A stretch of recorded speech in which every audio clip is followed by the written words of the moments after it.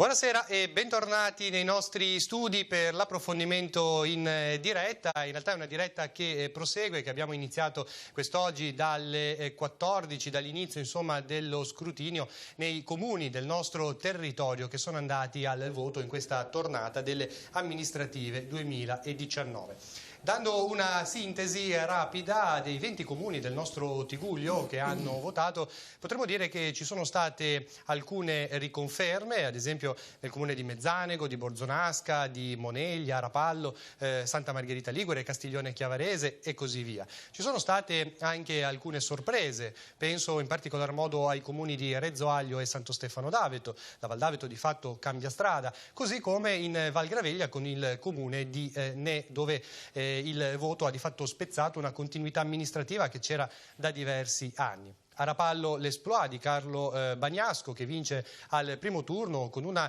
percentuale che supera il 70%. E poi abbiamo avuto Lavagna che è tornata al voto dopo vari anni di commissariamento e naturalmente dopo lo scioglimento del Consiglio Comunale per infiltrazioni mafiose. Questo dunque il quadro, poi lo vedremo nel dettaglio anche attraverso la nostra grafica. Intanto presento i primi ospiti in studio. Questa sera è dedicata ai sindaci neoeletti e riconfermati del territorio.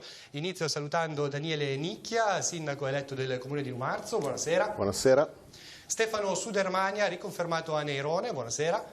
Buonasera. E Vittorio Centanaro, riconfermato sindaco a Levi. Benvenuto. Grazie, buonasera a tutti. Io ricordo che avremo anche un collegamento in esterna aperto tra il comune di Rapallo e di Santa Margherita Ligure. C'è sempre la nostra troupe pronta a raccogliere le testimonianze che arrivano dai due comuni che sono andati al voto e che hanno visto la riconferma da una parte di Paolo Donadoni, dall'altra appunto di Carlo Bagnasco. Quindi a breve potremo collegarci anche con Cristina Oneto.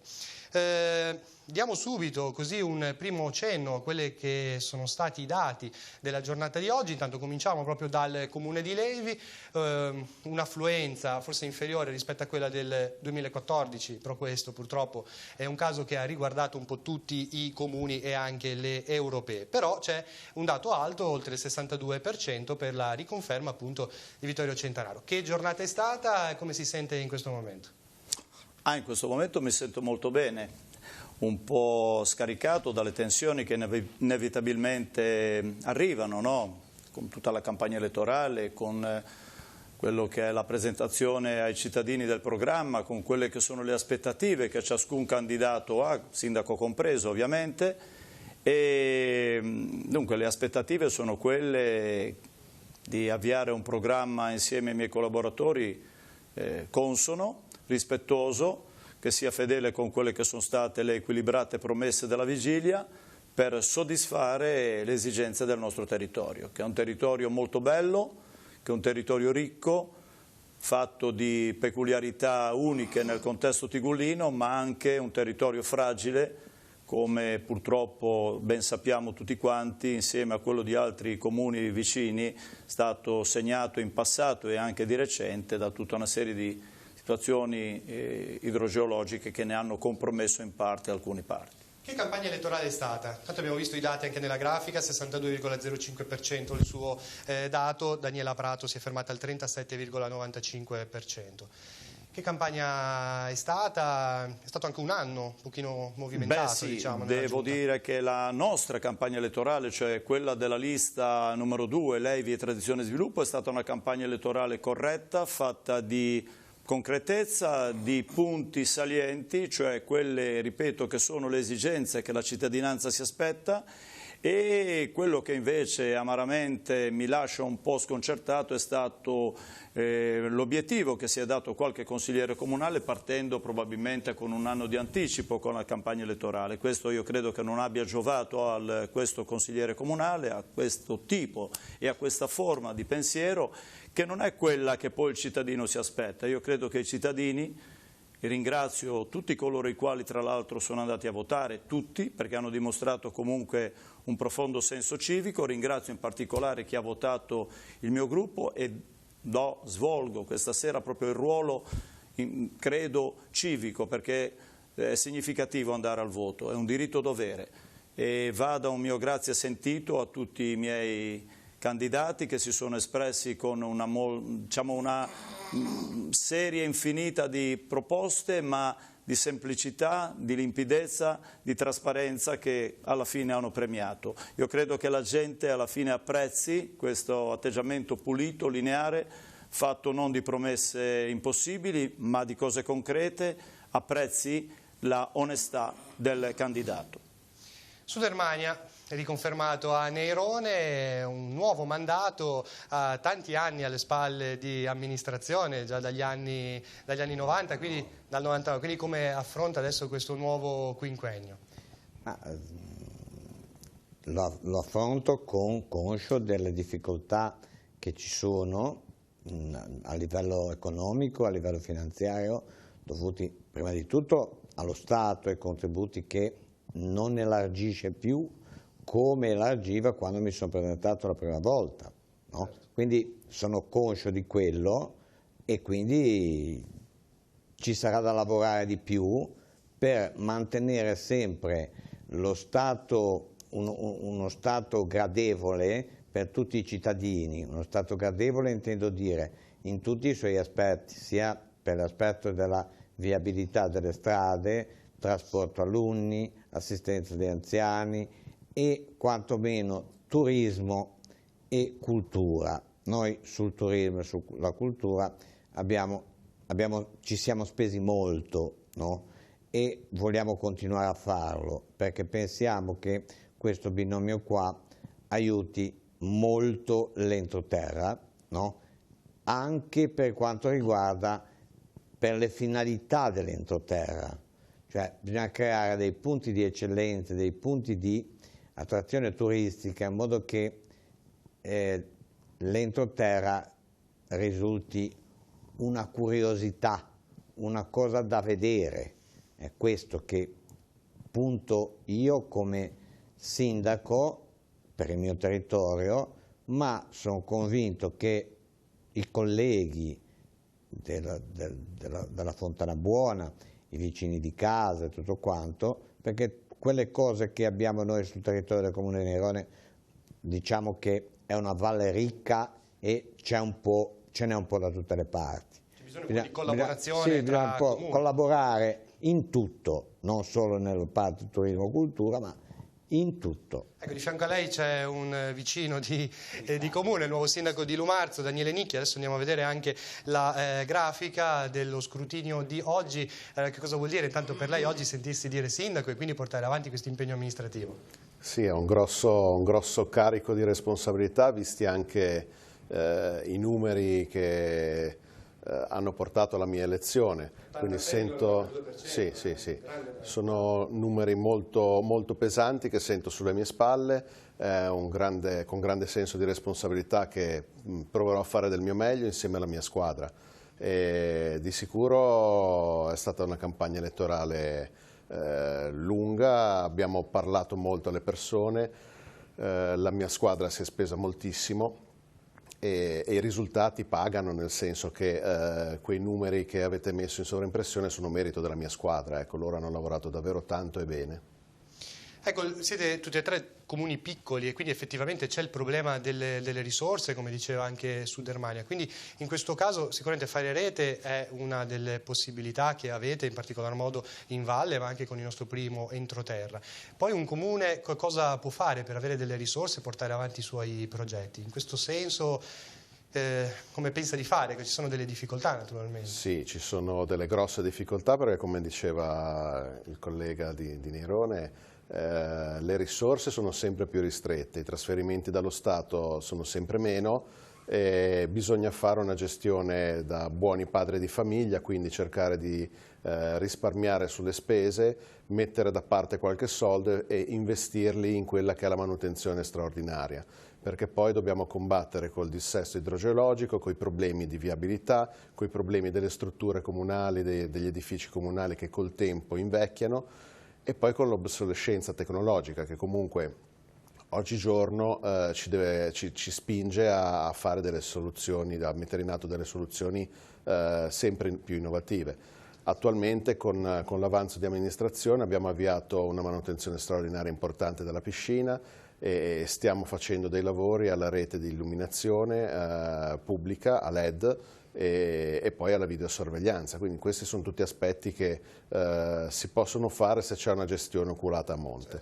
Adesso poi dopo andremo nel dettaglio naturalmente dei vostri programmi, ci interrompiamo un attimo per vedere un contributo che ci porta invece nel comune di Moconesi, quindi siamo in alta Val Fontana Buona. A Moconesi c'era il problema del raggiungimento del quorum, dunque con il rischio di commissariamento, perché di fatto si è presentata un'unica lista, quella dell'espressione dell'amministrazione uscente della giunta Trossarello. Andiamo a vedere allora l'intervista al sindaco che ha vinto, Dondero, con l'ufficialità poi anche da parte del Ministero dopo lo spoglio di oggi. C'è stata una decisa partecipazione degli abitanti di Moconesi, Dondero, al voto? Sì, diciamo Moconesi ha risposto molto bene, una partecipazione ampia che ha consentito di superare di slancio il quorum del 50% più uno degli aventi diritti al voto, tant'è vero che noi ci siamo attestati sopra il 63%. Va sottolineato che comunque questo 63% deve scontare anche quella quota cosiddetta dei residenti all'estero, che per noi, insomma, essendo un piccolo comune, sono circa 200 persone, quindi togliendo questo, insomma, riusciamo a superare anche il 70%, che poi erano le persone che effettivamente erano, diciamo, direttamente raggiungibili da questa tornata elettorale. Come avete vissuto questa giornata? Insomma, diciamo forse voi più la giornata di ieri, ecco. Sì, per noi è stata la giornata di ieri quella, diciamo, l'obiettivo principale, perché oggi, insomma, avevamo chiaramente lo spoglio, per cui il quorum sostanzialmente comunque è doppio, perché tra, diciamo, i votanti dovevamo comunque raggiungere i voti validi pari al 50% più uno, anche lì abbiamo sfiorato il 90%. Però la giornata di ieri è stata una giornata che comunque, direi, già dalle prime ore di apertura dei seggi abbiamo visto che la fiducia che avevamo, insomma, nelle battute finali della campagna elettorale l'abbiamo riscontrata sulle affluenze alle 3 sezioni del nostro comune, quindi già il dato delle 12 trasmesse alla prefettura, che superava il 20%, ci aveva, diciamo, lasciato abbastanza tranquilli. Come si governa senza opposizione, Dondero? Cioè, è un po' da inventare forse questa cosa, no? Sì, questa sarà un'esperienza, diciamo, tutta da scoprire, perché credo che sono situazioni poco presenti sul nostro territorio, soprattutto del Levante, prima in assoluto anche per quanto riguarda Moconesi, tant'è vero che comunque vedrà il Consiglio Comunale, diciamo, accogliere tutti i nostri 10 candidati. Credo che chiaramente questo avere un'opposizione è una garanzia di democrazia che avrei avuto il piacere di avere. In molti casi l'opposizione dà anche uno stimolo, no, alla maggioranza per poter ricercare obiettivi o comunque tenere sempre sotto mira tutto, diciamo, il programma che noi abbiamo messo in campo. Stiamo pensando e ragionando a delle soluzioni che possono vedere anche una presenza con riunioni sui territori, per poter dare magari proprio fare questo esperimento di dialogo con la popolazione. Secondo lei la causa di questa situazione che si è verificata a Moconesi e anche a Carasco è più la disaffezione o, nel caso della Fontana Buona, la frammentazione del territorio? Ma credo che questo sia il risultato di tante componenti, come sempre accade. Sicuramente oggi, diciamo, non è facile avvicinare la popolazione alla politica, c'è subito una presa di distanza abbastanza netta. Credo che questo chieda una riflessione anche a livello nazionale, in particolar modo proprio anche a livello di società, no? Molte cose, insomma, le verità vengono ricercate sui social, online, bisogna rimettere al centro tante volte la cultura, lo studio, diciamo un po' più sostanziale. Poi c'è un tema effettivamente anche di territori frammentati, quindi con popolazioni che comunque sono abbastanza numericamente ridotte, e quindi qui poi ci sono tutti diciamo, i percorsi di associazionismo di funzioni, fusioni, unioni che ne abbiamo sentito parlare in passato. Probabilmente, insomma, sono anche maturati i tempi su cui ritornare su questi tipi di argomenti. Oggi il suo collega di Mezzanego, Danilo Repetto, parlava di iniziare a ragionare sul tema dell'unione di comuni. In Fontana Buona si parla addirittura di comuni unici, o quantomeno di un comune per l'Alta Valle, una per la Media Valle, uno per la parte più bassa della valle. Insomma, se ne è parlato tante volte. I tempi sono maturi anche per questo, secondo lei?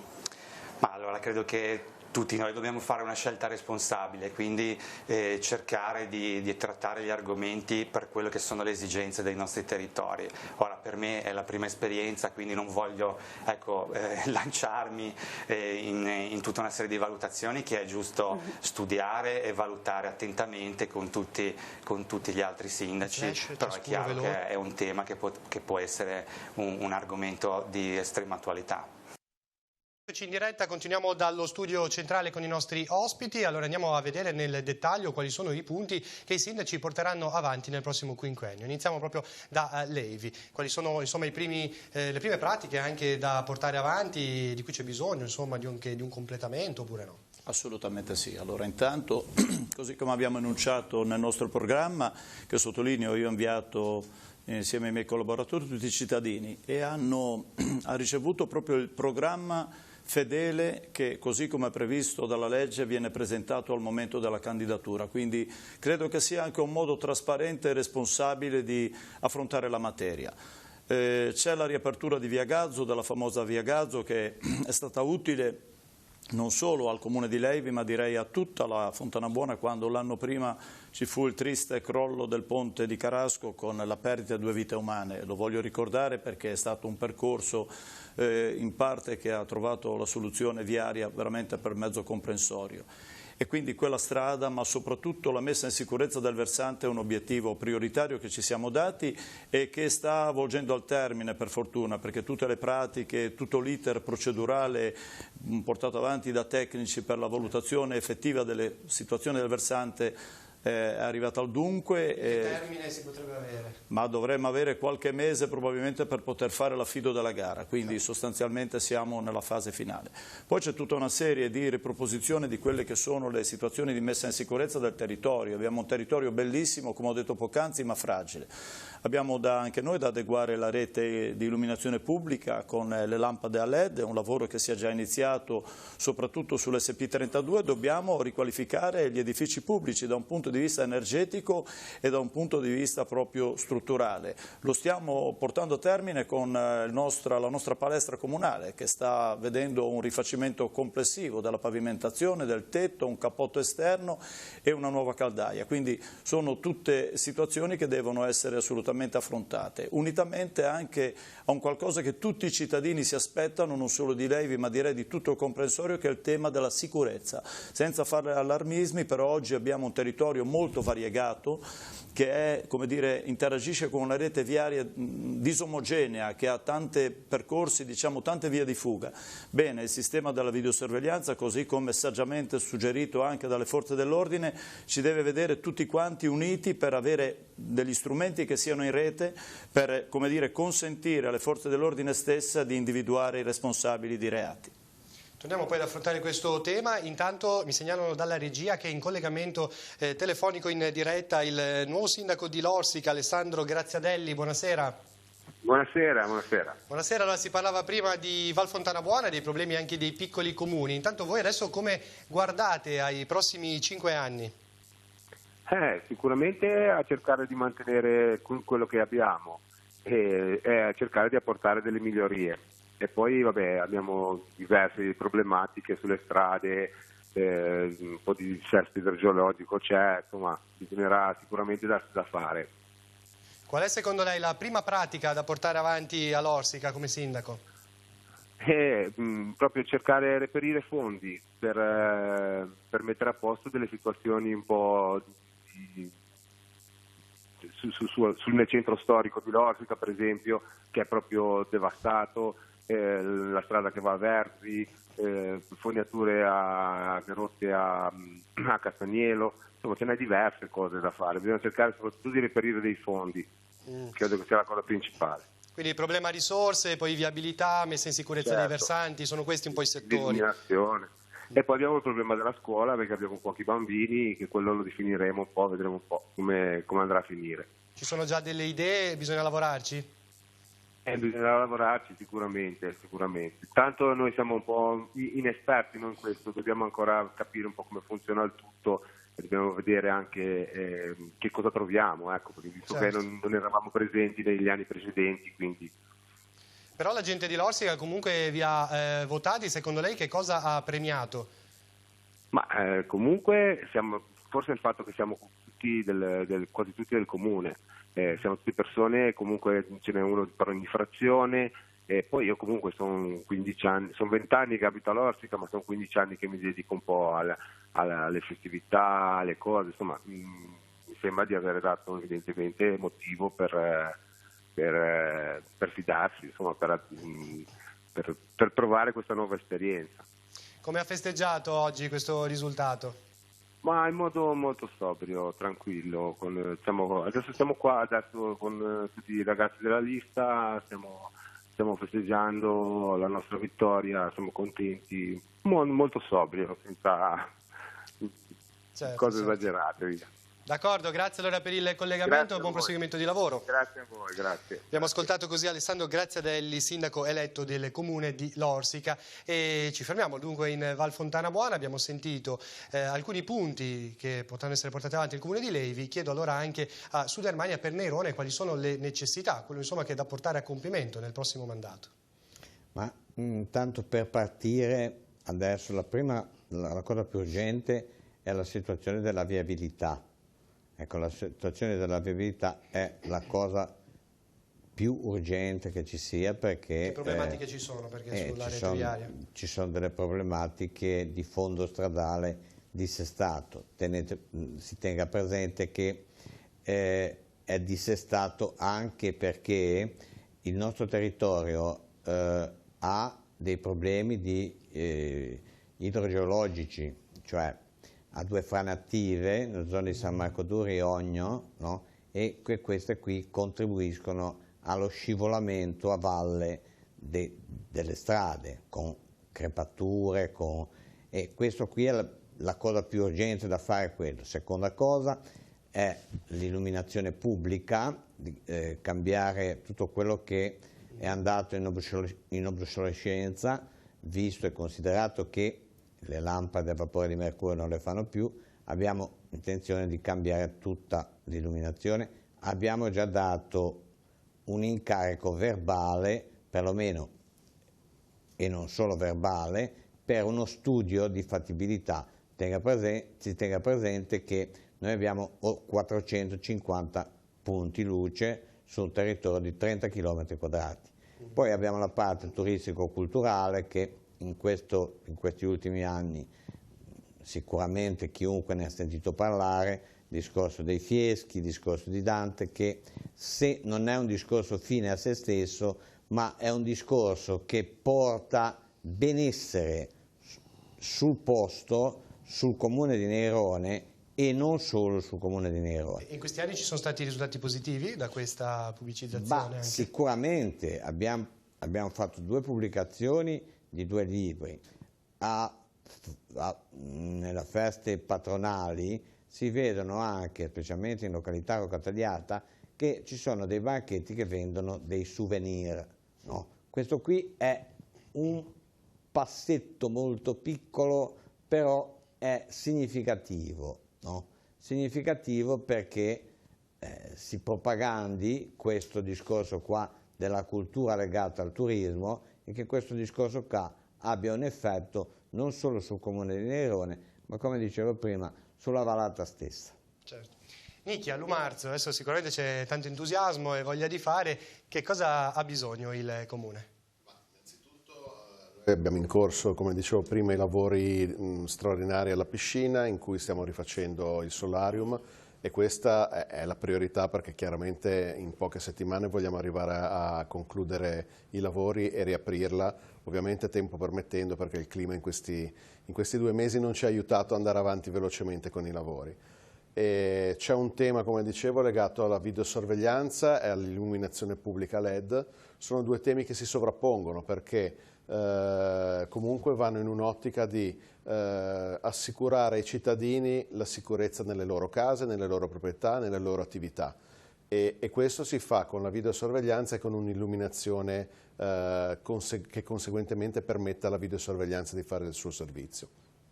La videosorveglianza inoltre è molto utile per prevenire i reati di tipo ambientale, perché purtroppo i nostri territori sono fragili per i problemi di dissesto idrogeologico, ma anche perché alcuni cittadini poco disciplinati preferiscono abbandonare i rifiuti in giro per il territorio. Certo. E noi questi li vorremmo, come dire, bloccare un attimino e consentire ai cittadini di vivere appieno il territorio.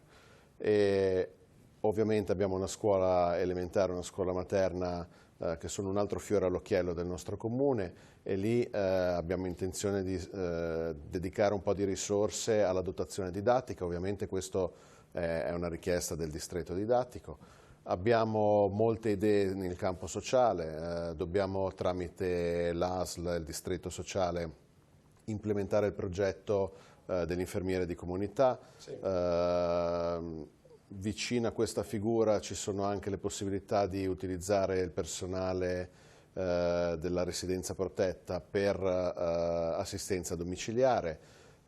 Ci sono le possibilità anche per destinare un alloggio di proprietà del comune a diventare un alloggio protetto per un disabile autosufficiente, e questo sappiamo che è molto importante per quelle famiglie che hanno un disabile che ha problemi di spazio nella sua casa e non può vivere una vita normale. Quindi questo per le disabilità, quelle un po' più facili da trattare. Chiaramente vogliamo metterci al servizio dei cittadini, e quindi vedremo di poter fare anche altre cose, ma insomma chiaramente le risorse sono poche e quindi dovremmo certamente fare sistema.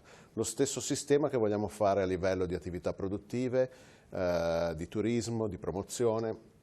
Noi abbiamo la fortuna di essere il comune dove è nata la mamma di Frank Sinatra, e quindi questo marchio Frank Sinatra noi lo vorremmo valorizzare, ampliare e, come dicevo, fare sistema con tutti gli attori, quindi le associazioni e i commercianti, perché questo possa essere un motore di sviluppo per l'intero comprensorio.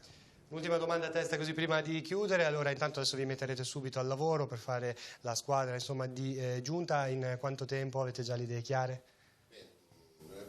Circa 10 giorni per convocare il primo consiglio, 10 giorni per effettuarlo, quindi nel giro di 2 o 3 settimane avremo la squadra al completo, una squadra che comunque io vorrei portare tutta quanta con me, perché come si dice a calcio si gioca in 11 e non c'è un allenatore che si priva di giocatori, e quindi io vorrei che tutti quanti gli 11 giocatori giocassero insieme a me.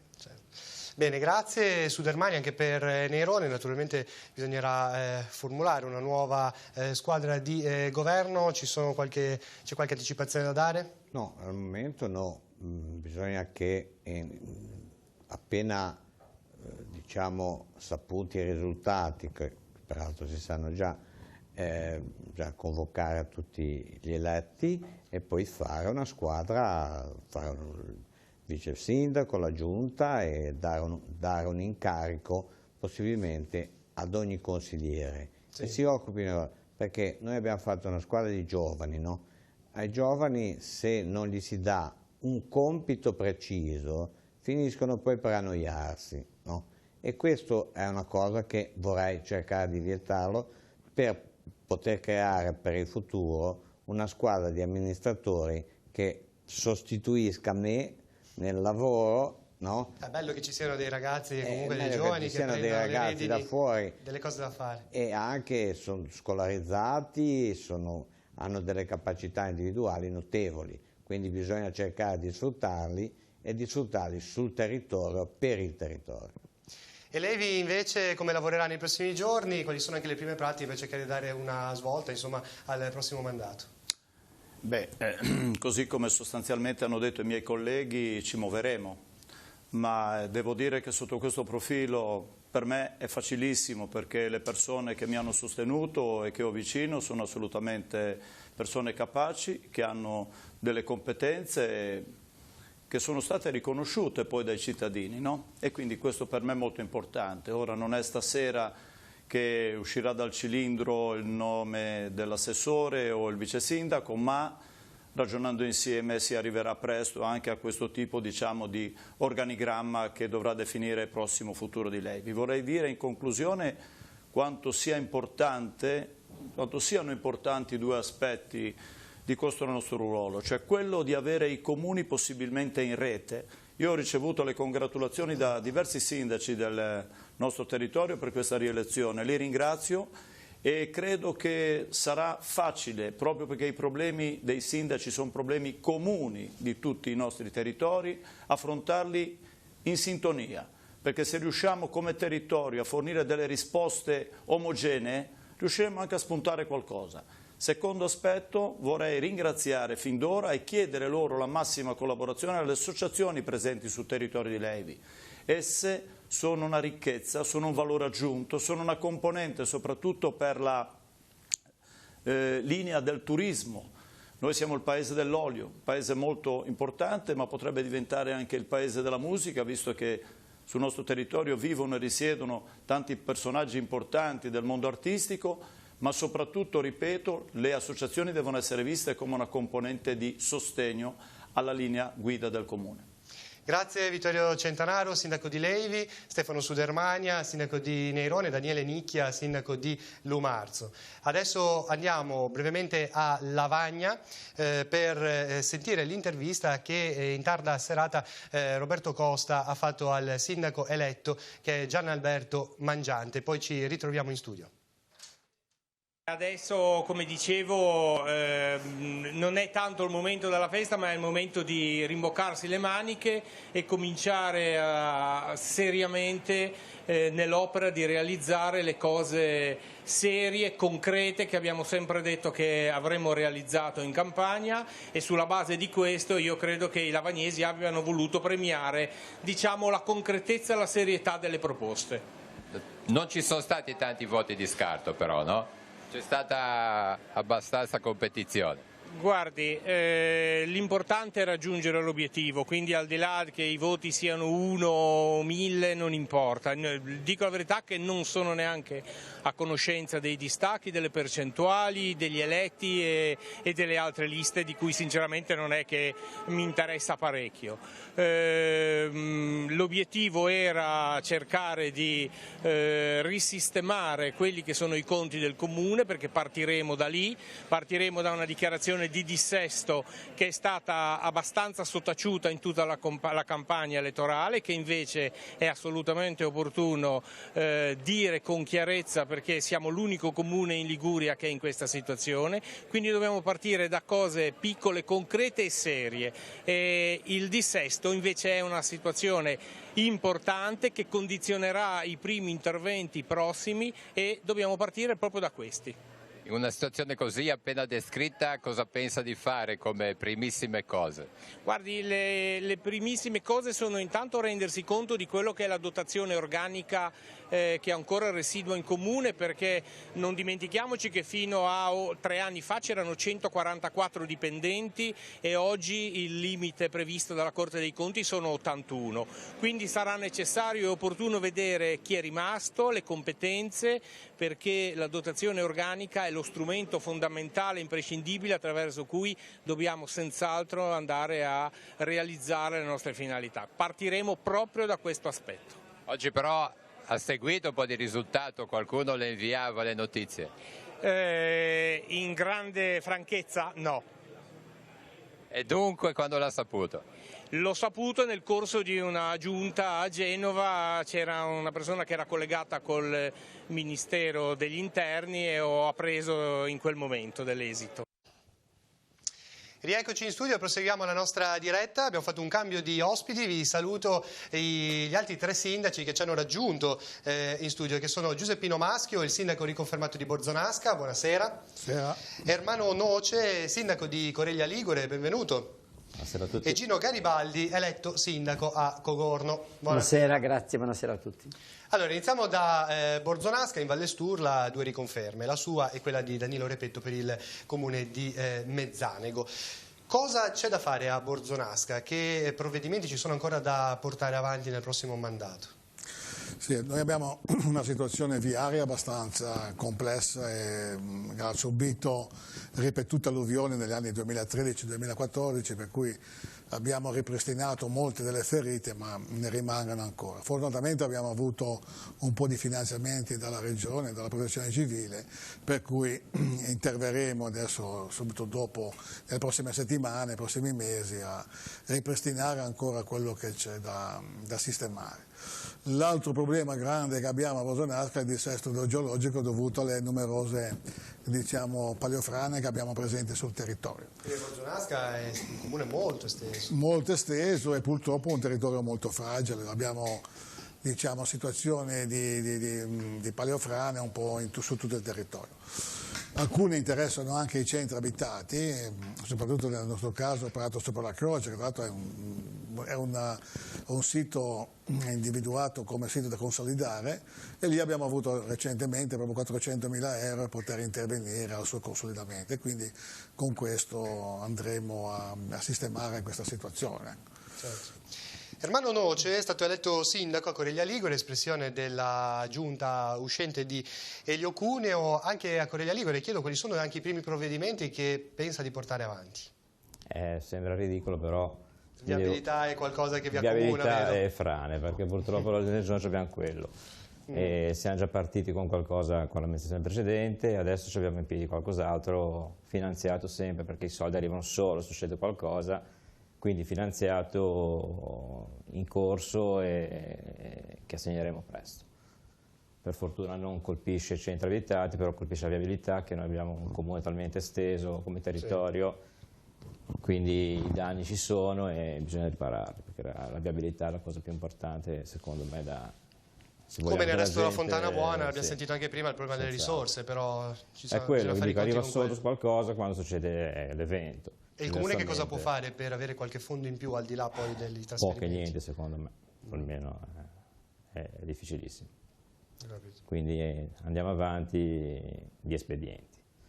Problema di viabilità che in qualche modo, ma diversamente, riguarda anche il comune di Cogorno, e la popolazione ha votato Gino Garibaldi sindaco della città, e la viabilità è uno dei temi, insomma, un po' all'ordine del giorno, occorrerà metterci mano.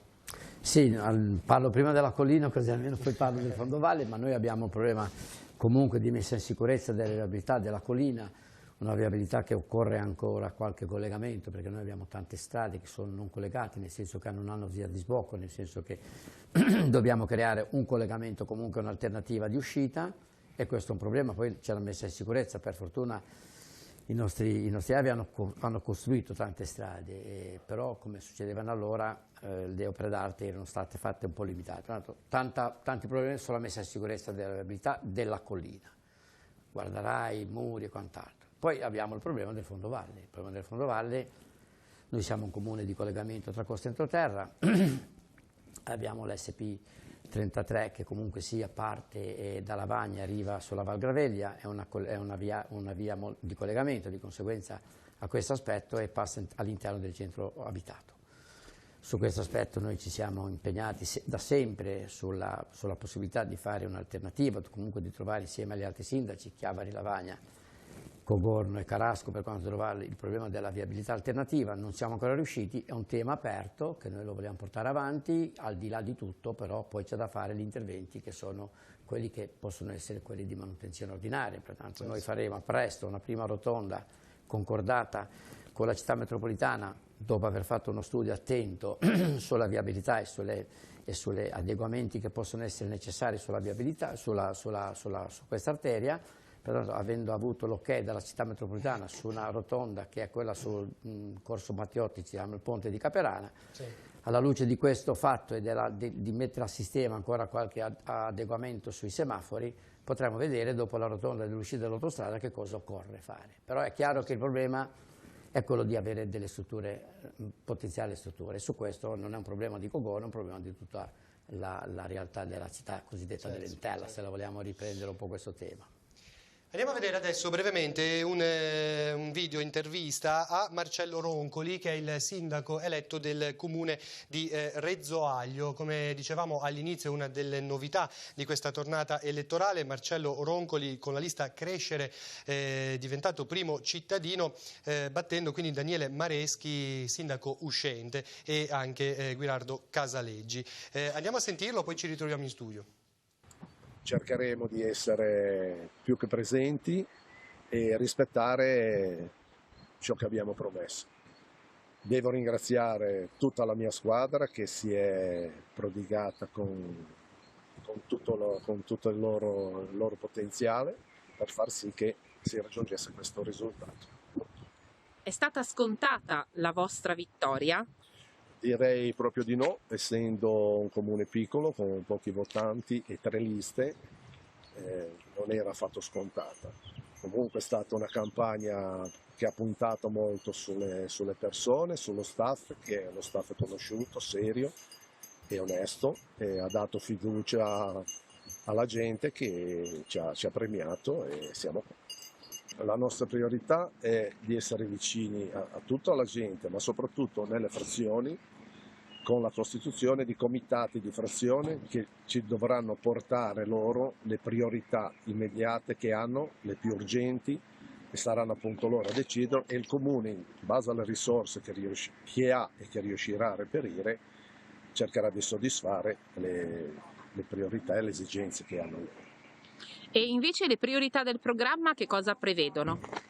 Il programma si articola in tanti punti. Uno è il programma, diciamo, sulla sanità, l'assistenza sanitaria, l'assistenza infermieristica, perché diciamo, è un comune in cui l'età media è parecchio alta e c'è bisogno di un'assistenza continua e costante e molto presente. E dal punto di vista dello sviluppo avete in mente qualche cosa? Lo sviluppo, noi dobbiamo puntare sulle nostre peculiarità, che sono peculiarità quasi uniche, cioè sia sull'agricoltura sia sul turismo. Abbiamo delle bellezze che sono uniche nel suo genere, dobbiamo solo valorizzarle con l'aiuto, diciamo, di anche le frazioni eccetera, per le strade, per, diciamo, la mountain bike, il trekking, che sono posti unici che vale la pena di visitare e vedere, con alle spalle comunque un'organizzazione che accompagni il turista, diciamo, dall'arrivo fino alla partenza. E dal punto di vista invece dell'interesse per la scuola?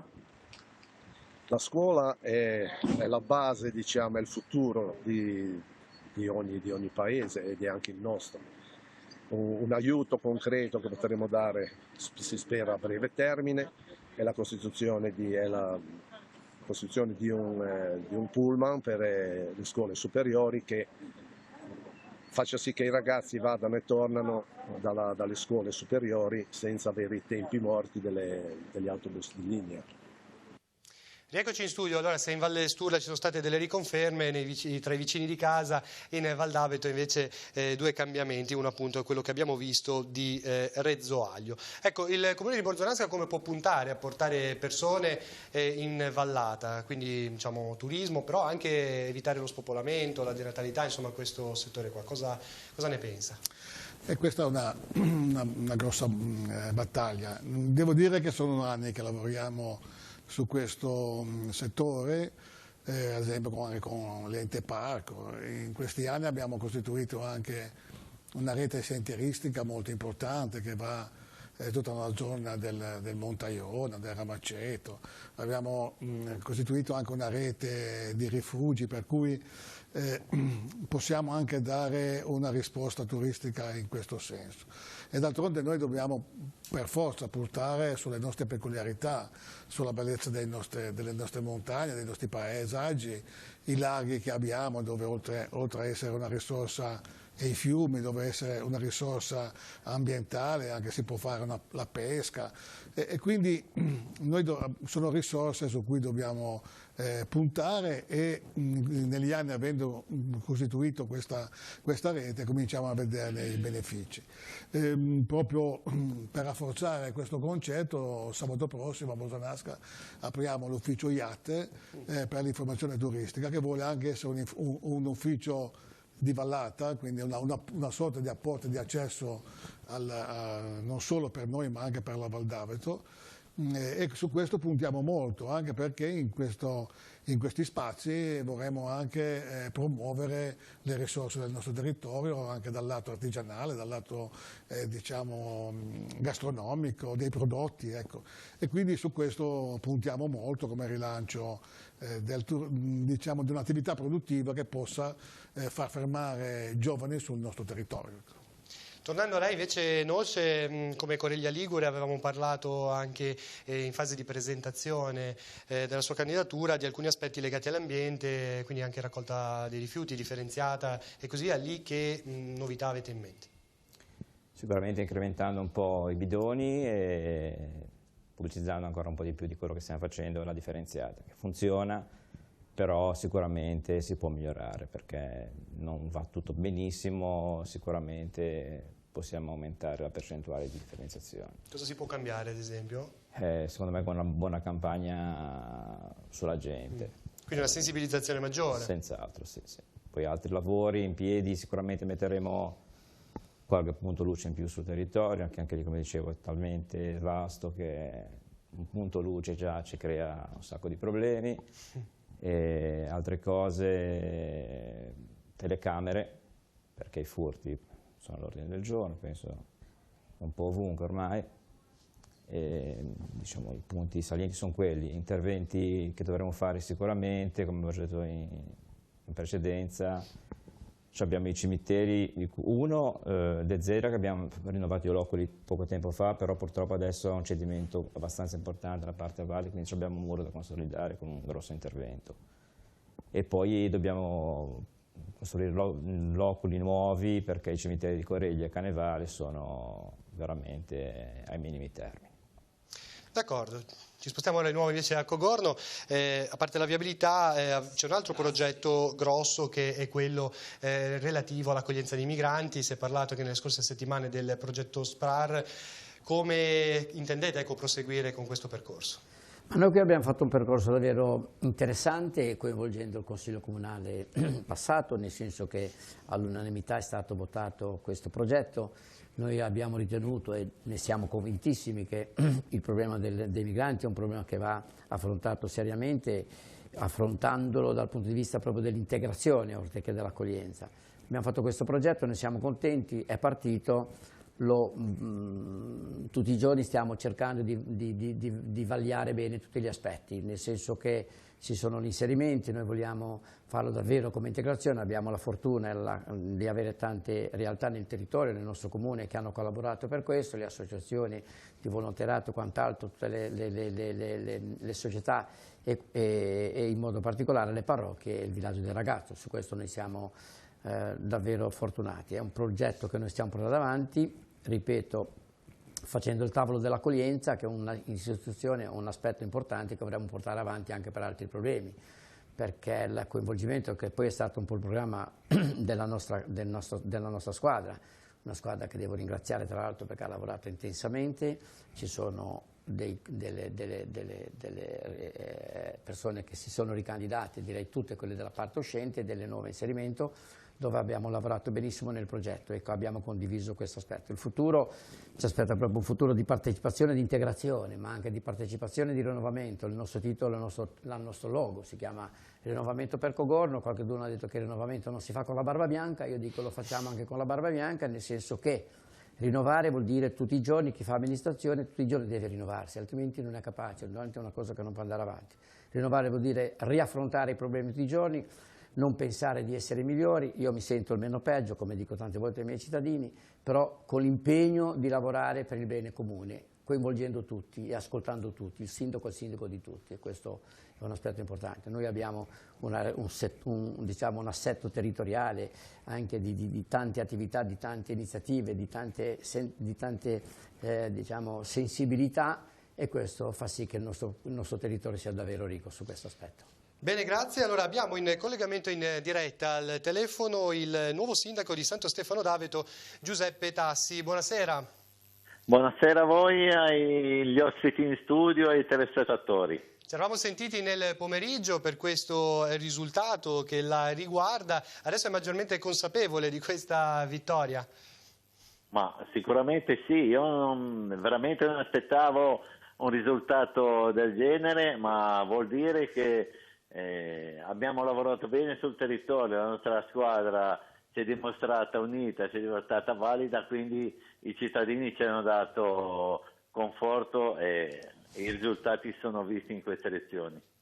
Che cosa ha bisogno, secondo lei, Santo Stefano d'Aveto adesso nei prossimi 5 anni? Ma Santo Stefano d'Aveto ha bisogno innanzitutto di non lasciare scappare chi ci vive, quindi bisogna che incentiviamo le attività sul territorio, incentiviamo chi ci vive, incentiviamo le aziende, incentiviamo tutte le infrastrutture, tutte le attività che sono presenti sul territorio, quindi aiutandole, perché sono poi quelle che presidiano il territorio, che ci permettono di tenere una cittadina bella come il nostro paese, visitabile a tutti i turisti. Quindi se le attività chiudono noi abbiamo un punto di demerito, quindi dobbiamo aiutare e cercare che queste attività vadano avanti e non chiudano le porte. Secondo lei che cosa vi ha premiati come lista?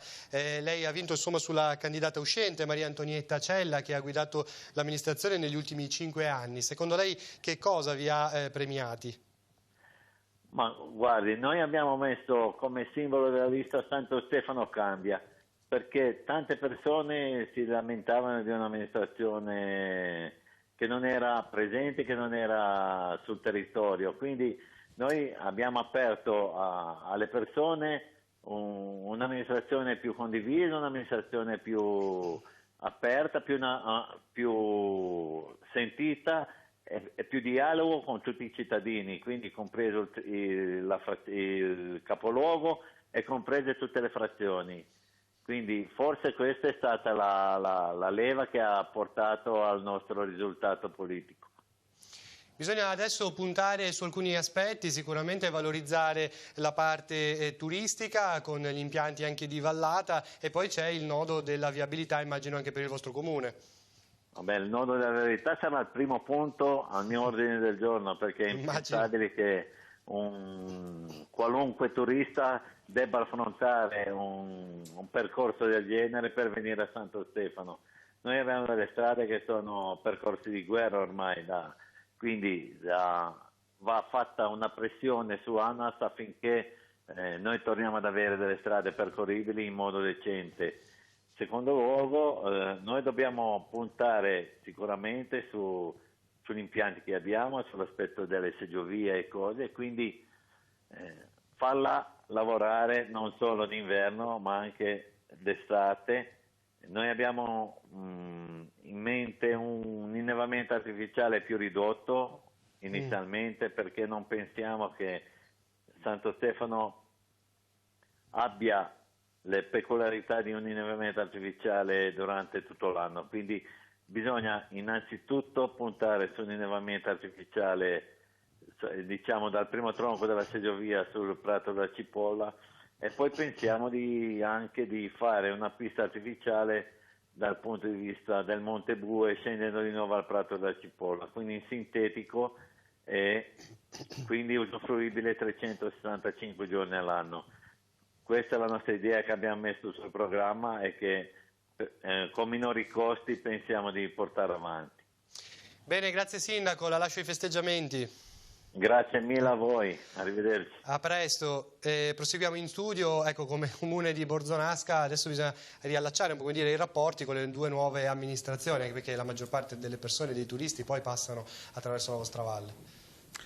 Certamente abbiamo sempre avuto un rapporto più che ottimo con le amministrazioni di Reggio Emilia, di Santo Stefano, di Mezzanego, come quello di Ne. D'altronde non bisogna dimenticare che proveniamo dalla stessa comunità montana, quindi questo ci aveva già in qualche maniera amalgamato. Adesso prenderemo ovviamente i contatti e lavoreremo sicuramente in sinergia. D'altronde siamo nello stesso ambito sociale, Mezzanego, Bosonasca, Reggio Emilia e Santo Stefano. Abbiamo la gestione della vecchia discarica di Marsapello, che adesso è chiuso, ma stiamo facendo i lavori di chiusura definitiva.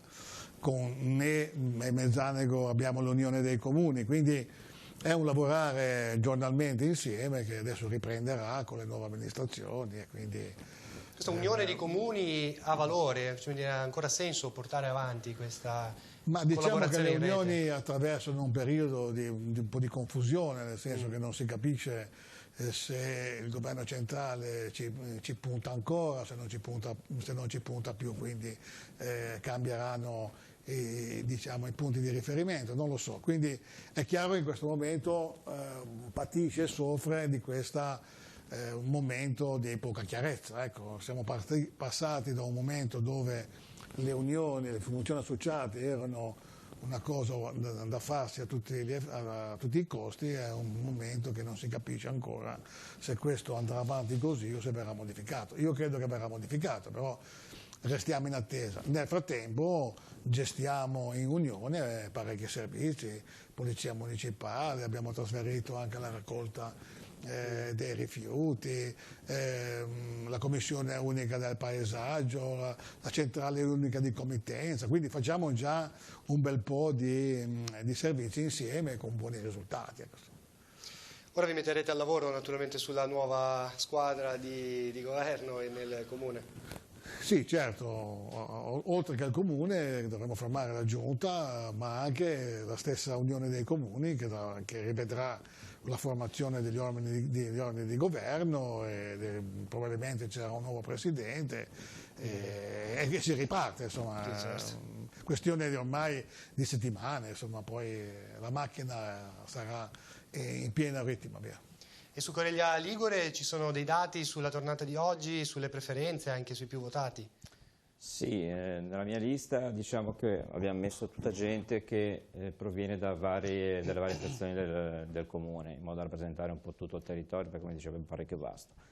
Preferenze, sì, c'è stato la signora Queirola che ne ha prese un bel po' rispetto agli altri, poi abbiamo, mi pare, Cuneo, abbiamo Vaccaro, abbiamo tutti gli altri a ruota, diciamo.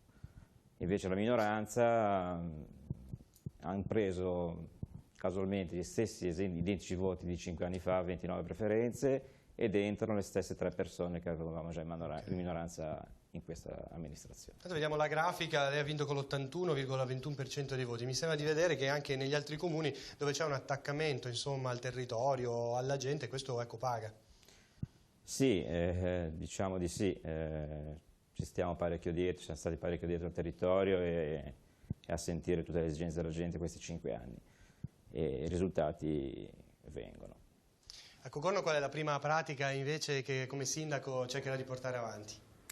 La prima pratica è quella della composizione della giunta, certo, e di conseguenza della squadra, ma l'idea è quella anche di tenere unita la squadra che ha partecipato alle elezioni. Io ho intenzione appunto di vedere se è possibile fare lo staff del sindaco mettendo dentro tutti quelli che facevano parte e che non sono stati eletti in questa fase, di conseguenza mantenere la squadra unita. Questa è un'intenzione che ho, quello di farlo velocemente, al limite anche passando per degli step anche diciamo temporali per costituire una nuova guida. La cosa importante, ripeto, è quello che noi stiamo lavorando per creare un po' di futuro a Cogorno. Ci siamo resi conto, come ho detto ai miei oggi, che abbiamo vinto ma non stravinto, nel senso che stravincere non è bene, si vince e se si vince si deve governare bene, tenendo presente le aspettative anche delle minoranze. Questo è un aspetto importante che ho sempre condiviso e che porterò avanti.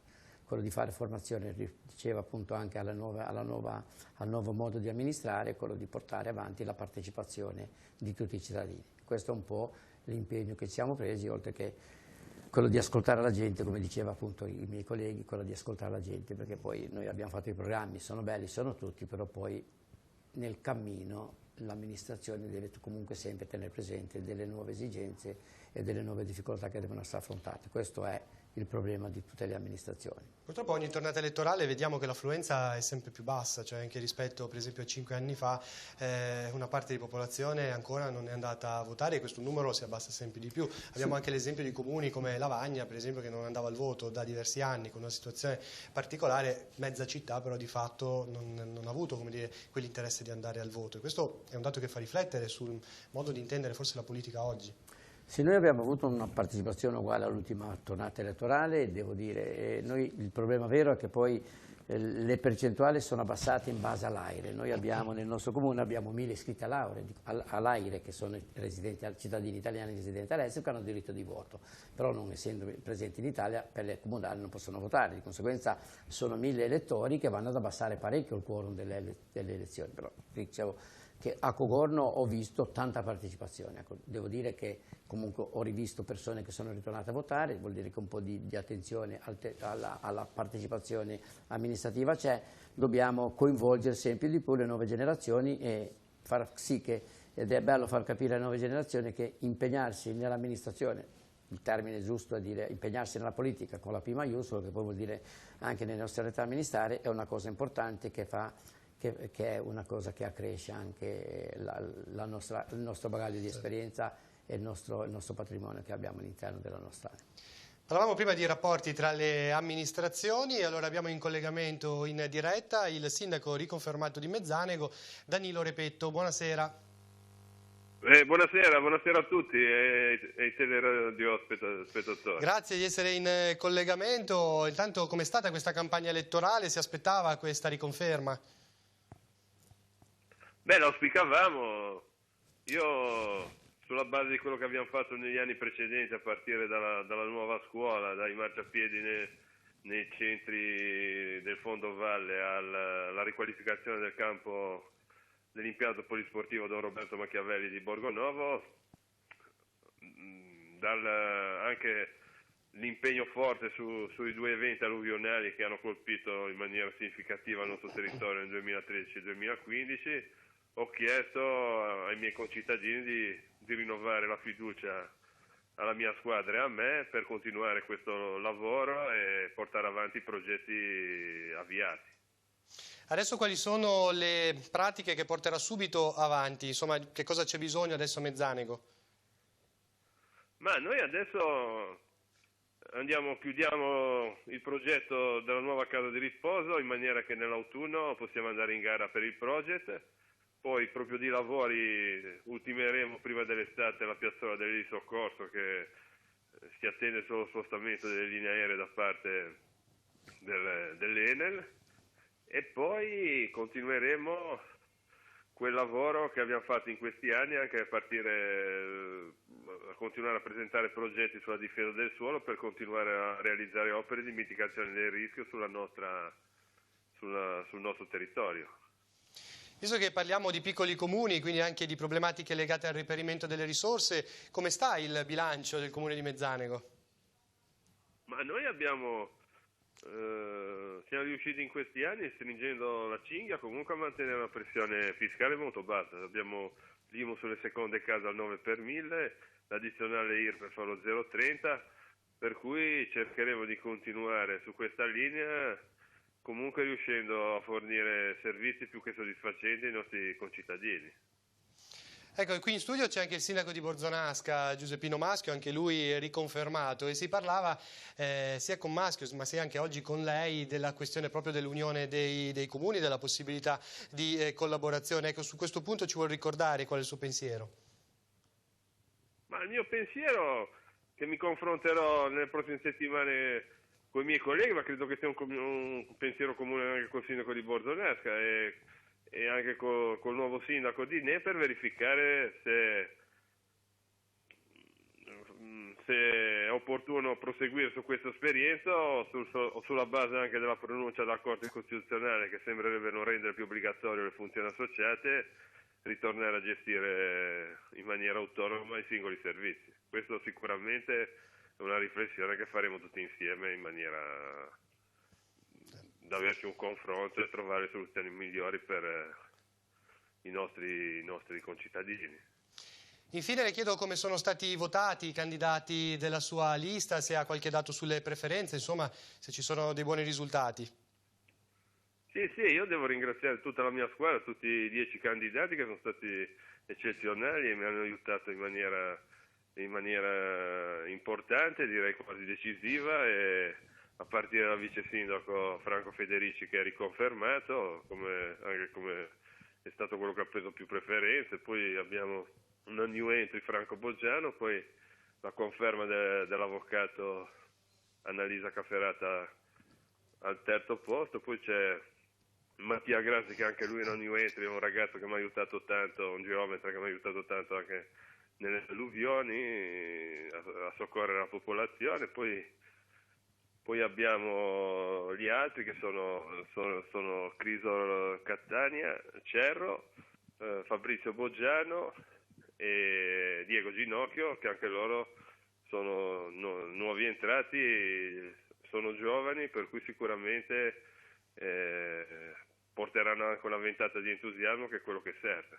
Per cui rinnovo i ringraziamenti a tutti quelli che ci hanno votato, ringrazio anche tutta la mia famiglia, Tatiana per l'aiuto e anche la sopportazione che ha avuto in questi periodi, e mi hanno dato veramente un contributo, mi hanno dato una spinta decisiva verso questa grande vittoria. Grazie Sindaco Repetto, buon lavoro, a presto. Saluto tutti anche i colleghi in studio, arrivederci, grazie, buonasera. Il supporto delle famiglie, a volte non ne parliamo in questi frangenti, però è importante. In più di un'occasione oggi i vari candidati eletti lo hanno dimostrato, c'è chi tornava dalla famiglia, appunto chi come in questo caso ringraziava, e così forse anche per voi, non so, Garibaldi. Io devo tutta alla mia famiglia, a mia moglie in modo particolare, perché se in questi anni mi ha permesso di fare questo, di fare politica, devo dire grazie a lei, perché mi ha sposato sapendo che facevo già questa vita, di conseguenza sa anche che in famiglia, al di là dei problemi familiari, l'amministrazione o comunque il servizio alle persone arriva per primo. Questo è un problema che lo sapete, fa parte della mia cultura. Pertanto davvero li ringrazio, i miei figli e tutti, e c'è una nipotina meravigliosa che spero di potermela godere. Pertanto il rapporto della famiglia e degli amici, di quelli che ti sono vicino, le persone che ti sono state care. Io devo ricordare tante persone che nella mia vita mi hanno aiutato a fare bene questo lavoro. A questo dobbiamo pensare che se siamo qui a disposizione delle persone, perché abbiamo a fianco delle persone che capiscono questo nostro impegno. Pertanto grazie davvero. Allora ci interrompiamo un attimo, andiamo a sentire invece l'intervista al sindaco Massimo Casaretto, riconfermato a Carasco, così andiamo proprio nel cuore dove passano insomma le valli di cui stiamo parlando. C'era il problema, come nel caso di Moconesi, del raggiungimento del quorum, ma questo rischio appunto non c'è stato. Andiamo a sentire allora l'intervista a Casaretto, poi ci ritroviamo in studio. Quali sono le sensazioni di questa giornata dove c'era l'attesa per la possibilità di raggiungere o meno il quorum dei voti, e poi anche però con il rischio di dover contare tutte le schede? Per fortuna l'incubo del commissariamento non ci sarà. Non ci sarà, è andata bene. Oggi è stato un risultato importante per il comune di Carasco, abbiamo raggiunto l'85% delle preferenze, di questo ne sono molto contento, vuol dire che i cittadini hanno apprezzato quello che ha fatto l'amministrazione Casaretto in questi 5 anni, e ora proseguiremo sempre su quel percorso che avevamo già iniziato 5 anni fa. C'era un po' di timore però all'inizio, dovuto a che cosa? Dovuto che si è presentato solo la nostra lista civica Insieme per Carasco. Noi aspettavamo che ci fosse un'altra lista di contrapposizione, perché è giusto combattere ad armi pari. Invece mi sono trovato a combattere da solo contro un sistema, una burocrazia che poteva rischiare di far diventare il comune di essere commissariato, e a noi dispiaceva molto, perché Carasco è un comune importante in crocevia della Valle Sturla e della Fontana Buona e della Val Gravelia, e ci sono tantissime aziende sul nostro territorio che sono il nostro bacino di forza e di utenza per i nostri cittadini che ci vivono e ci lavorano, e lavorano anche delle persone fuori dal nostro territorio in queste aziende. Sarebbe stato un peccato sminuire il lavoro che hanno fatto fino ad oggi queste aziende per il territorio di Carasco e dover perdere anche tanti posti di lavoro. In questo caso qua le persone, i cittadini di Carasco che sono stati andati a votare hanno capito che era giusto dare un segnale giusto e positivo, anche se ci fosse una lista solo che rappresentasse il comune di Carasco. Ora quali sono le pratiche più urgenti, a parte la scuola, quelle più urgenti da affrontare? Quelle più urgenti da affrontare sono due che sono già iniziati i lavori, sono la rimessa in sicurezza dello Sturla, che è €1 milione, è un'operazione molto importante, è partita la settimana scorsa e deve essere messa in sicurezza tra la diga e il ponte che è stato rifatto nuovo lì in località San Pietro. E l'altra parte importante, i soldi che ci ha dato la Regione Liguria mediante le accise, l'abbiamo quasi terminato a Rivarola di Carasco, vicino al depuratore abbiamo fatto il primo lotto che siamo sui mi pare 120-140 metri di rifacimento dell'argine che era malorato dal 2011 e poi inizieremo a fare dei piccoli progetti in collina perché le nostre preoccupazioni vengono dalla collina, ci sono un sacco di rivi secondari che magari non sono segnalati o sono magari tenuti lì in abbandono, vogliamo rimetterli in sicurezza per poter far arrivare giù l'acqua nei torrenti con una certa tranquillità senza creare altre frane. Abbiamo così sentito anche Massimo Casaretto che torna quindi alla guida del comune di Carasco, ancora un ultimo giro con i nostri ospiti prima di salutarli. Dal punto di vista così anche turistico, anche di richiamo delle persone in valle, avete una grande ricchezza che è quella dell'abbazia di Borzone, ne abbiamo spesso parlato. Da quel punto di vista l'amministrazione come può intervenire e cosa può fare? Sì, l'abbazia di Borzone è uno dei nostri pilastri della nostra promozione, della nostra bellezza territoriale e della nostra diciamo, storia. Sull'abbazia l'anno scorso abbiamo partecipato a un bando del Ministero, il cosiddetto Giubileo della Luce, coordinato da ANCI, e siamo riusciti ad avere un finanziamento di €100.000 proprio per valorizzare questo monumento dal lato diciamo, dell'illuminotecnico scenografico. Quindi stiamo proprio in questi giorni progettando questo intervento che dovrebbe dare un risalto particolare a questo monumento nazionale e noi crediamo che potrà fungere da richiamo turistico oltre che essere, come normale che sia, anche un richiamo religioso, perché poi non dobbiamo dimenticare che è una chiesa. Insomma. Però su questo diciamo, monumento ci puntiamo molto. Tra l'altro è collegato sempre in quella zona lì al volto megalitico che è una pietra scolpita forse più unica che rara, 7 metri per 4, che rappresenta un volto umano, non ben definito, chi ci vede la Sacra Sindone, chi ci vede un guerriero celtico, insomma. E poi abbiamo la riscoperta recente di un altro nostro grande monumento che è la chiesa di San Martino di Ligiorno, che è sempre in questo diciamo, tratto, per cui è una zona che è particolarmente pregiata dal lato storico, certo, culturale e turistico. Sponsorizzato, dicevo, anche dal FAI, quindi sicuramente è un bene prezioso. Grazie anche e soprattutto al lavoro, alla promozione che hanno fatto alcune nostre giovani concittadini che hanno puntato molto su questa emergenza per valorizzare il territorio a fini anche turistici, ma non solo. Quindi, ed è grazie a queste iniziative che nascono diciamo, dal territorio, dalla popolazione, che si possono fare veramente dei passi in avanti notevoli. Le amministrazioni devono essere al servizio, supportare tutto il lavoro che viene fatto, però credo che senza l'iniziativa, gli stimoli che possono nascere dalla popolazione è difficile per l'amministrazione portare avanti delle nuove attività. Come diciamo, viabilità, versanti e turismo, quindi i prossimi 5 anni saranno ben intensi. Mi pare che ci sia già un buon lavoro da farsi. Allora, chiudiamo anche con Coreglia Ligure, valeva la pena sottolineare anche alcuni aspetti legati ai servizi, tra cui uno che, se non sbaglio, si è concretizzato proprio in questi giorni? Sì, ci stanno piazzando proprio sulla piazza del comune uno sportello postamat, un bancomat delle poste, diciamo. Ero stato a Roma a fine novembre, alla riunione dei comuni, indetta alle poste, E in quell'occasione per i comuni, diciamo, sprovvisti di ufficio postale hanno promesso il piazzamento di questi sportelli bancomat. E in effetti dopo pochi mesi, in questi giorni, ci stanno proprio piazzando sul territorio questo sportello. Lo piazzano in una zona che, diciamo, è baricentrica tra gli sportelli esistenti di Cicagna e San Colombano. Tra quelli non c'è niente, proprio in posizione baricentrica potrebbe essere abbastanza utile, anche perché sul territorio del fondovalle abbiamo quelle poche attività di turismo che sono sul comune. Abbiamo 2 affittacamere B&B proprio lì a Pian dei Manzi e sono convinto che i clienti potranno usufruire di questo servizio volentieri. Quindi questo è un aspetto anche importante. Certo, sì. E si parlava appunto di valorizzazione dell'entroterra, degli aspetti peculiari. Anche per il comune di Cogorno ci sono alcune aree che devono essere valorizzate, penso a Monte San Giacomo e così via. In quel senso il vostro programma cosa dice?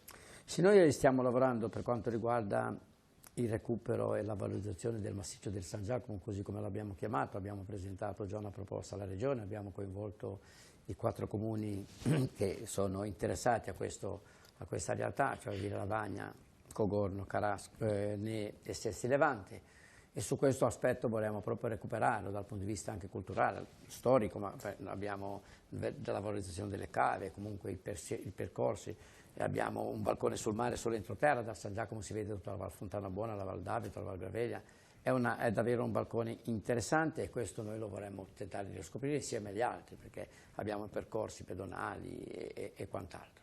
Poi abbiamo il sito della Basilica dei Fieschi, che indubbiamente è un sito importante, che è collegato comunque sempre alla partenza dei percorsi delle vie dell'Ardese, di conseguenza delle portatrici dell'Ardesia, e poi abbiamo naturalmente questa ricchezza che è il fiume Entella, o comunque il torrente Entella, che è una ricchezza che abbiamo come territorio e dobbiamo valorizzare. Su questo aspetto, parlando sempre un po' dell'aspetto idrogeologico, è quello che tocca tanti comuni, noi adesso siamo in partenza con 2 progetti interessanti, che sono la mitigazione del rischio del Rio Remigiano, che sono circa 800.000 euro, che spero presto vanno in appalto, e per quanto riguarda invece il canale del fondovalle di San Salvatore, che collega con l'Entella, un canale che porta l'acqua, che toglie l'acqua dal centro di San Salvatore, di conseguenza altri 600-700.000 euro che sono già programmati e da aspettare. Tutto questo va inserito anche sulla messa in sicurezza dell'Entella, che poi è un grande tema, che è quello che è legato sia a Chiavari che a Lavagna e naturalmente anche a Carasco. Questo è un po' l'aspetto di questo nostro percorso e di questo nostro impegno amministrativo che abbiamo nel prossimo futuro. Sempre, e questo che tengo a precisare, con l'attenzione anche alle piccole cose, facendo il giro tra i cittadini. Tutte belle cose, tutte le grandi cose sono belle, la programmazione del futuro va bene, però ci vuole anche l'attenzione alle piccole cose, alle cose quotidiane che sono quelle del vivere comune. Certo. Va bene, allora complimenti a tutti e 3 per il risultato, vi ringrazio naturalmente di aver anche tolto spazio, magari festeggiamenti, per essere venuti qui fra noi. Quindi Gino Garibaldi, sindaco eletto del comune di Cogorno, grazie. Ermano Noce, Coreglia Ligure, e Giuseppino Maschio, il comune di Borzonasca. Noi ora ci spostiamo invece nel Tigullio occidentale, dove, come abbiamo detto all'inizio, è presente la troupe guidata da Cristina Oneto per sentire le interviste realizzate sul posto, in particolar modo al sindaco rieletto del comune di Rapallo, Carlo Bagnasco, che appunto ha ottenuto oltre il 70% dei voti. Sentiamo. Linea in diretta nuovamente da Rapallo, ci siamo trasferiti in questa giornata in diverse postazioni, dai seggi poi al point, poi al comune. Adesso siamo a festeggiare sul lungomare insieme al sindaco rieletto Carlo Bagnasco, tanti amici, tanti sostenitori qua per festeggiare questa vittoria, ma anche tante persone comuni che passando si complimentano. Sì, un'emozione da parte mia naturalmente, perché ripeto, me lo aspettavo, ma non me l'aspettavo di queste proporzioni. Poi tanto entusiasmo, ma soprattutto tanta voglia di lavorare, perché abbiamo tantissime cose da fare. Io ero già oltretutto rodato e di conseguenza io domani sarò in ufficio con le nostre pratiche, come sempre, nella normalità, nella vita quotidiana.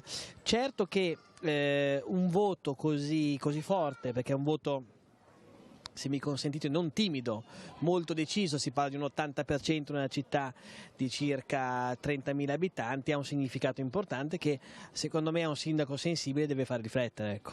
Ha un significato importante personalmente, per l'affetto, in qualche modo per la volontà dei cittadini proprio di eleggere Carlo Bagnasco, ha un significato anche molto importante che si riverbera anche sulla costituzione del futuro Consiglio Comunale. Ma sembra di sì, su quello io sono meno preparato, mi confesso.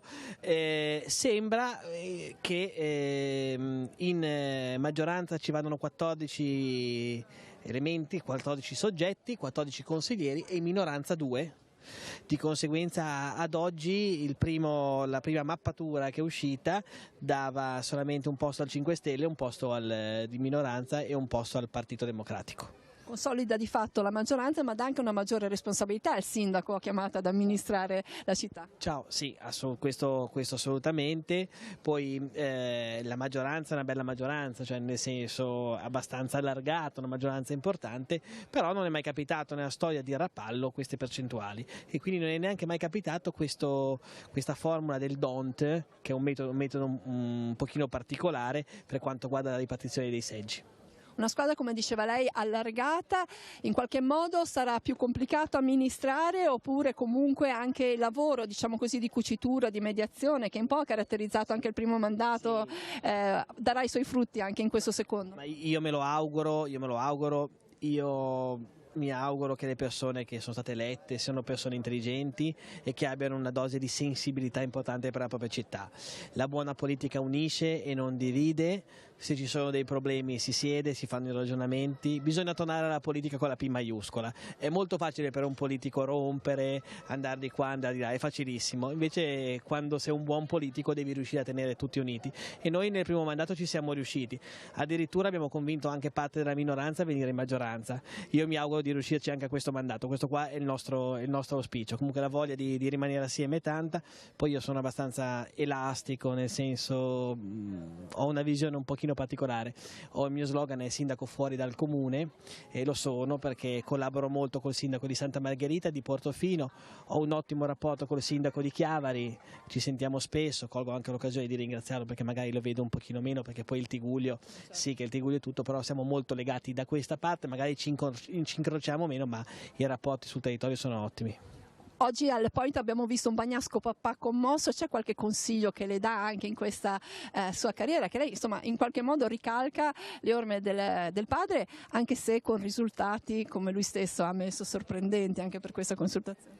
Sì, premesso che mio papà non voleva che facessi il sindaco da piccolino, io avevo la passione per la politica, mi è sempre piaciuta, mi ha detto: mi raccomando Carlo, non fare mai il sindaco. L'ho preso in parola, no? Perché dice che il sindaco sa benissimo che è molto pesante, molto dura, obiettivamente sacrifichi tanto. Vede, io mi alzo alle 5 di mattina e vado a letto alle 2 di notte, da diversi anni, alla mattina presto faccio la rassegna stampa, ho dedicato tanto alla città e poco magari alla famiglia, che questo non è il massimo perché sono sempre sul territorio così, e quindi da papà dice faccio un pochino magari piano, però a me obiettivamente la mia vita è questa, io amo la mia città, amo il mio comune, sono riuscito a fare, che per il sindaco mi confronto spesso con i sindaci a Lanci, fare per un sindaco vuol dire tantissimo. Siamo riusciti a sbloccare 28 milioni di opere, e abbiamo fatto dal 48 ad oggi più noi in 5 anni che in 20 anni delle altre amministrazioni, abbiamo vinto l'80%, questi sono i risultati, ecco. Lei ai suoi figli dirà di non fare mai il sindaco? Guardi, ti racconto una cosa, mio figlio ieri, che è un bambino di 10 anni, ha visto un suo amico e Ci sono problemi con il collegamento su quest'ultima domanda, intanto proseguiamo, mi dicono dalla regia che è in collegamento in diretta il sindaco riconfermato di Moneglia, Claudio Magro, buonasera. Buonasera a voi. Allora, come commenta questo risultato e se lo aspettava naturalmente? Noi eravamo effettivamente fiduciosi perché eravamo convinti di aver amministrato con impegno, quindi eravamo fiduciosi che i nostri concittadini potessero riconoscere questi impegni e i risultati sono arrivati. Devo dire che le proporzioni del successo sono state più ampie di quelle che erano le nostre aspettative, come ho detto altre volte, insomma, evidentemente a fianco di una moneglia virtuale c'è anche una moneglia reale che è fatta di persone che insomma le cose le vede veramente, con le quali si può parlare non solo attraverso uno schermo, ma di persona e confrontarsi sui ragionamenti. Ecco, entroterra e fronte mare, quali sono le priorità per il Comune di Moneglia per il prossimo mandato? Ma guardi, nei prossimi giorni nelle prossime settimane abbiamo subito due impegni con dei lavori che devono cominciare. Uno è l'adeguamento antisismico delle scuole, è una cosa molto ambiziosa, molto impegnativa. La nostra scuola ha 70 anni, quindi ha bisogno di questo adeguamento. Abbiamo avuto un finanziamento importante dalla Regione di 400.000 euro, al quale ne abbiamo aggiunti altrettanto di fondi comunali, e appena le scuole termineranno gli esami di terza media, metteremo mano al primo lotto di lavori. Ovviamente i lavori possono essere svolti soltanto quando le scuole sono chiuse, quindi metà nell'estate 2019 e metà nell'estate 2020. Un altro lavoro che abbiamo già finanziato e è pronto a partire è il completamento del controviale, già fatto dai privati per i 3/4, manca il primo pezzo verso Ponente, anche questo già finanziato. Questo lo faremo alla fine dell'estate perché riteniamo non sia opportuno adesso rischiare di trovarci in piena stagione con i lavori all'aria. Questi sono i primi due impegni, ma di impegni ne abbiamo molti altri. Ecco, immagino che questi erano anche aspetti in corso, invece ci sono delle novità che riguardano un po' i vostri progetti? No, questi sono lavori finanziati ma da cominciare sostanzialmente.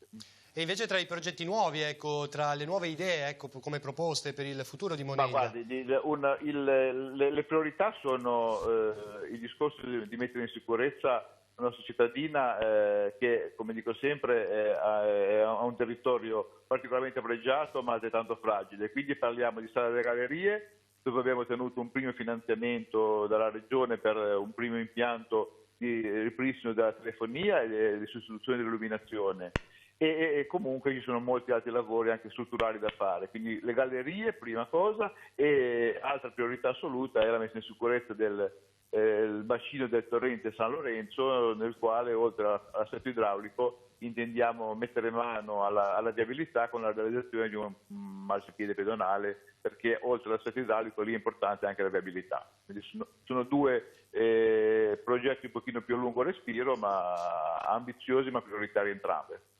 E poi immagino ci sono anche alcuni aspetti da mantenere, da confermare, come la bandiera blu, che è importante per il futuro di Moneglia.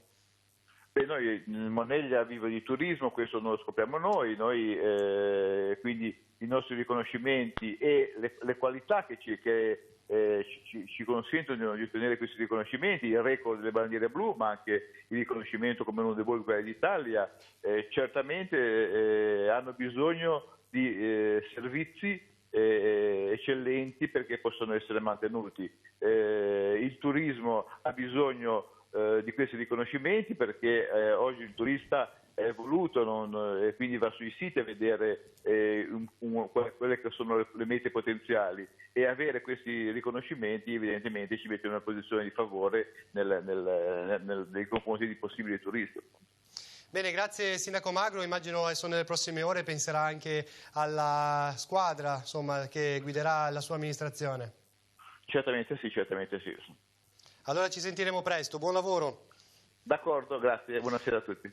Torniamo nel Tigullio occidentale per andare ad ascoltare invece l'intervista al sindaco riconfermato del comune di Santa Margherita Ligure. Possiamo vedere anche la grafica relativa alla tornata elettorale di quest'anno. A vincere appunto il candidato sindaco uscente Paolo Donadoni con il 47,35%, dietro di lui Claudio Marsano 31,66% e poi Guglielmo Caversazio che ha ottenuto un 20,99%.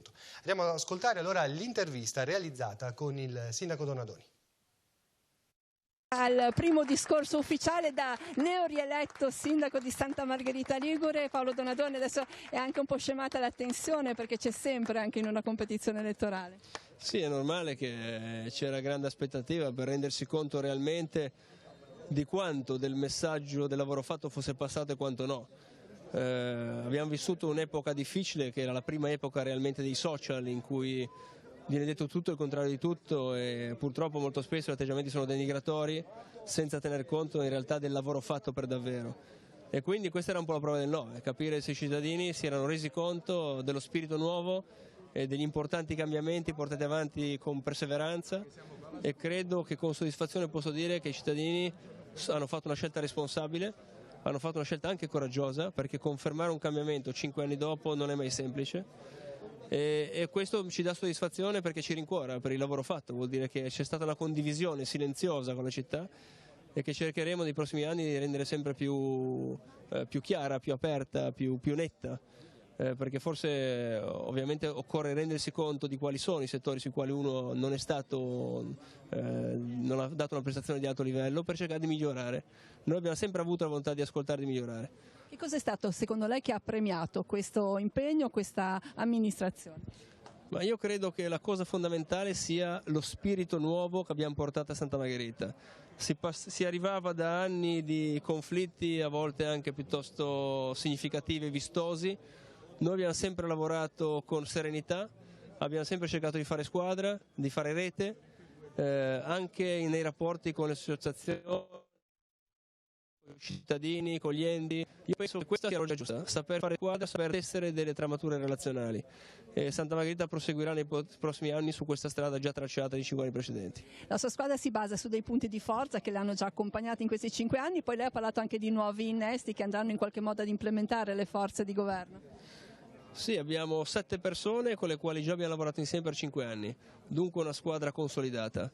Abbiamo aggiunto 5 persone nuove che portano nuove competenze, nuove energie, nuove idee, nuova voglia di fare, ma sono persone assolutamente per bene, serene, con le quali sono sicuro che la squadra si integrerà positivamente e quindi ci sono tutti gli ingredienti per poter far bene, ma io sono convinto di questo. In questo quinquennio, in questo ultimo anno, lei ha vissuto anche l'evento della mareggiata. Quanto ha segnato la sua amministrazione ma anche la città a questo evento e quanto in qualche modo ha compattato anche delle forze anche con i sindaci vicini? Vedevamo qui prima anche il sindaco di Portofino che è venuto a festeggiare.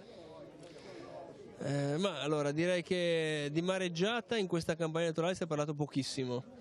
In realtà è stato un elemento determinante degli ultimi 6 mesi perché ci ha costretti a lavorare in regime di urgenza giorno dopo giorno, ancora gli ultimi giorni passati, nonostante nel contempo dovessimo anche fare campagna elettorale. Quindi abbiamo potuto dedicare poco tempo perché ci dedicavamo a delle scadenze. In questa settimana siamo stati 2 volte a Genova, una volta per il porto, una volta per il canale Scolmatore, abbiamo fatto dei sopralluoghi qua per il porto, quindi per noi è stato un dato determinante. Santa Margherita ha saputo però dimostrare, e forse di questo anche i cittadini ci hanno dato atto, una reazione concreta, energica e immediata ai danni della mareggiata per riproporsi nella sua bellezza e nella funzionalità dei suoi servizi. Credo che questo sia stato una prova di buona amministrazione che è stata recepita dalla cittadinanza. Possiamo dire che rispetto a 5 anni fa lei ha 2 sostenitrici in più?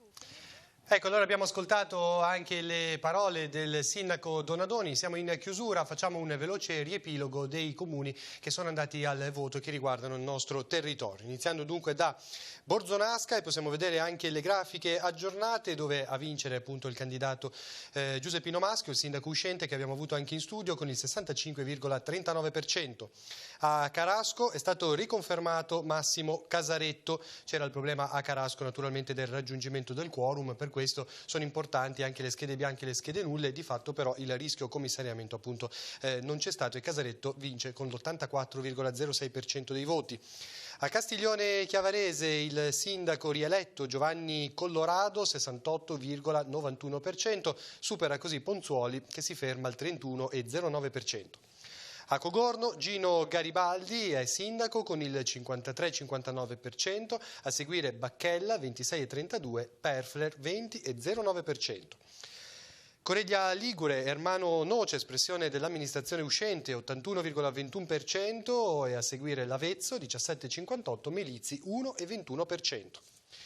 A Lavagna, dopo un testa a testa che è durato insomma per tutto il primo pomeriggio, a vincere il candidato Gian Alberto Mangiante con il 27,02%, seguito da Guido Stefani 23,61%, poi Laura Corsi 22,55%, più sotto Di Martino 5 Stelle 17,01%, a chiudere Andrea Giorgi 9,81%.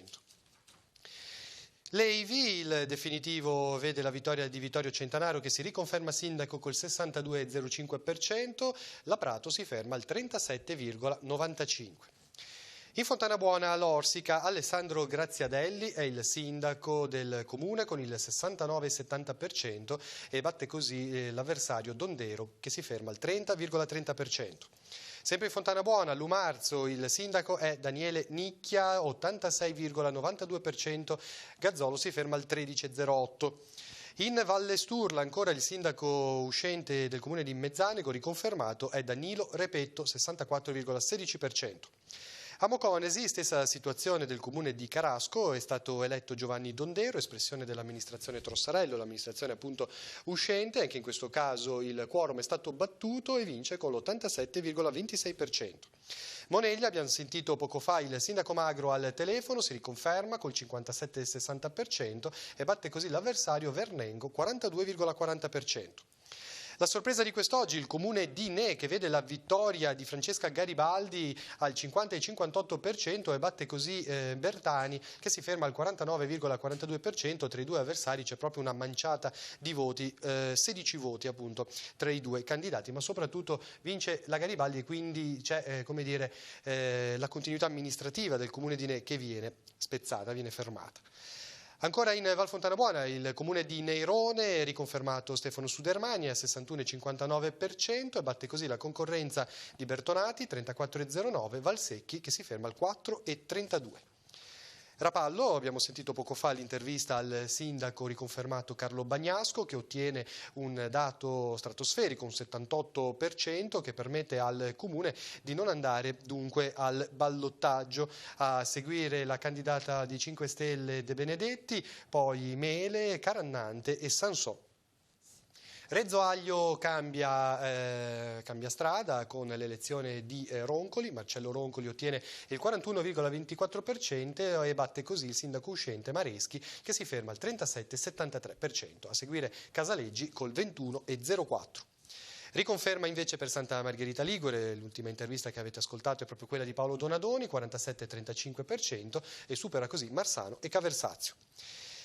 Cambia volto Santo Stefano d'Aveto, l'amministrazione sarà guidata da Giuseppe Tassi che ottiene il 59,38%, Maria Antonietta Cella, sindaco uscente, si ferma al 40,62%. E infine Tribogna con l'elezione di Marina Garbarino che batte così il suo avversario Enrico Grosso. Abbiamo riepilogato così tutti i dati dei comuni che sono andati al voto e si conclude la nostra diretta televisiva che vi ha tenuto compagnia per tutto il pomeriggio e la serata con l'elezione, quindi la riconferma di tutti i nomi, di tutti i candidati a sindaco. Grazie per averci seguito, il prossimo appuntamento sarà con il Direttamente Su del 3 giugno. Grazie a tutti, grazie anche alla squadra che ha lavorato dietro questa diretta, alla redazione, alla regia e ai tanti volontari che come sempre ci danno una mano. A presto, buona serata.